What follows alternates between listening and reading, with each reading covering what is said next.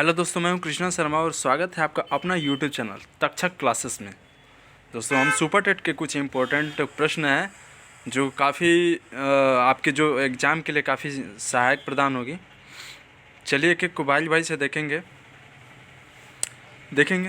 चलिए स्टार्ट करते हैं। सूर्य का तीसरा निकटतम ग्रह कौन सा होता है? इसमें जो सूर्य का तीसरा सबसे निकटतम ग्रह है आपका कौन सा है? देखिए, इसमें है पृथ्वी। हमारा जो सबसे नज़दीकी सूर्य का सबसे नज़दीकी ग्रह कौन सा है? तो आपका बुध होता है। ठीक है, अब इसको हम देखेंगे। नेक्स्ट देखेंगे हम लोग कि पृथ्वी के अक्ष का कक्षा तल का झुकाव कितना है। सो पृथ्वी के अक्ष का कक्षा तल पर झुकाव कितना होता है? तो वो होता है 23.5 अंश। नेक्स्ट है कि पृथ्वी की चंद्रमा से औसत दूरी कितनी होती है?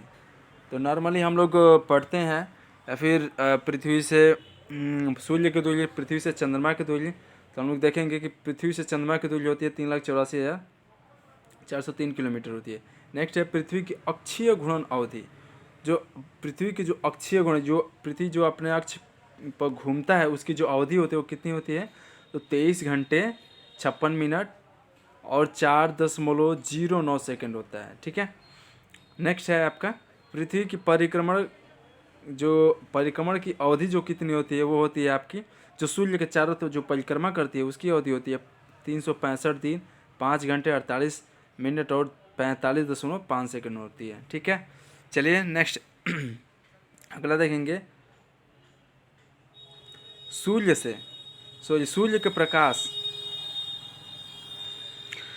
प्रकाश को पृथ्वी तक पहुंचने में कितना समय लगता है? तो 8 मिनट 18 सेकेंड। कहीं कहीं 20 सेकंड भी दिया रहता है, तो इसमें घबराने की कोई ज़रूरत नहीं है।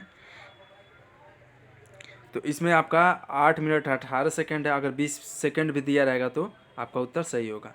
ठीक है, चलिए नेक्स्ट देखेंगे हम लोग।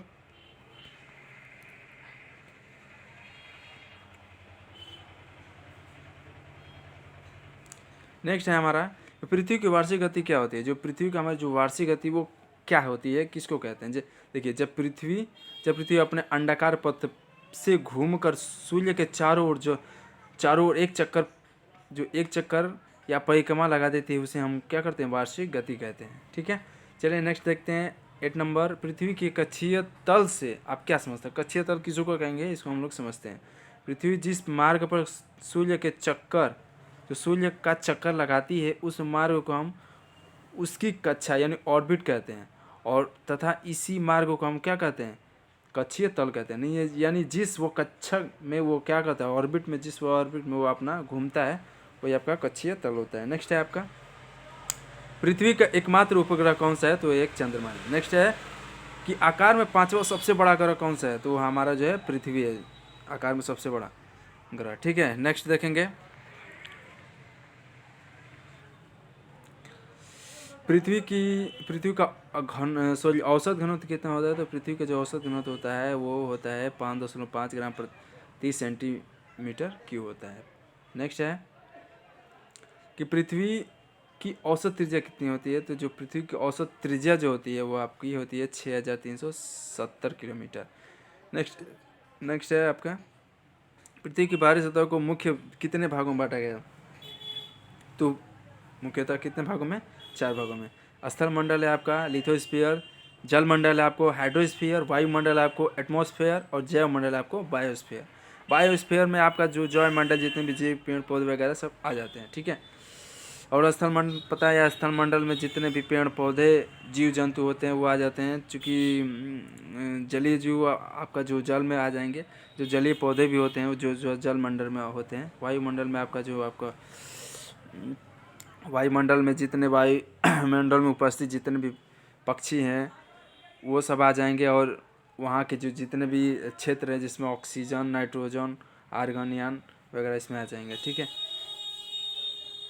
और इसको लगभग 5 भागों में बांटा गया। चलिए नेक्स्ट देखेंगे। पृथ्वी के कितने प्रतिशत भाग में स्थल कितने प्रतिशत भाग में जलते हैं? ये तो आम बात है, ये तो बहुत ही मतलब सभी लोग लगभग जानते होंगे। इसमें 29% भाग स्थल है और 21% भाग जल है। नेक्स्ट देखेंगे हम लोग।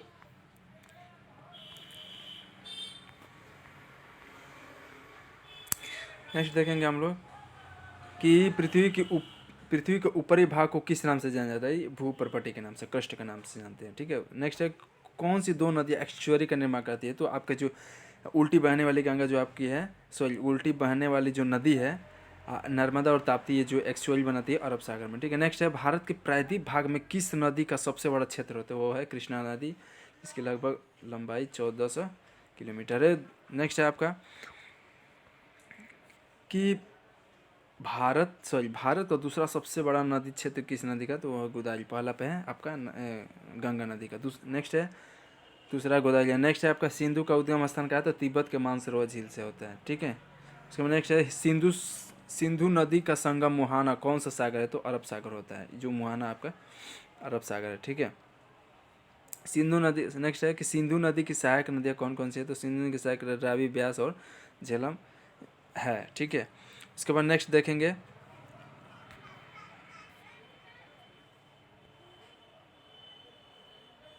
सॉरी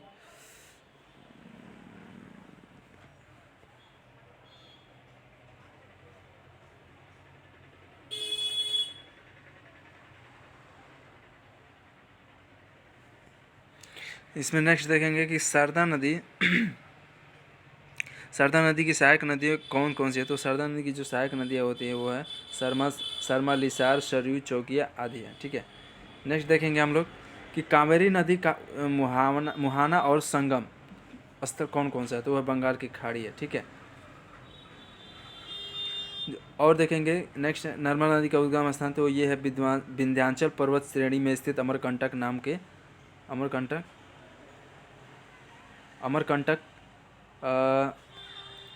अमरकंटक नामक स्थान से, जो समुद्र तल से 1057 मीटर है ऊंचाई है, ठीक है। नेक्स्ट देखेंगे साबरमती की सहायक नदी कौन कौन सी है? तो जो साबरमती की जो सहायक नदी है वो है साकल होते हैं, हाथमती है और बेतरक है, माजम है, ये सहायक नदी है साबरमती की, ठीक है। नेक्स्ट देखेंगे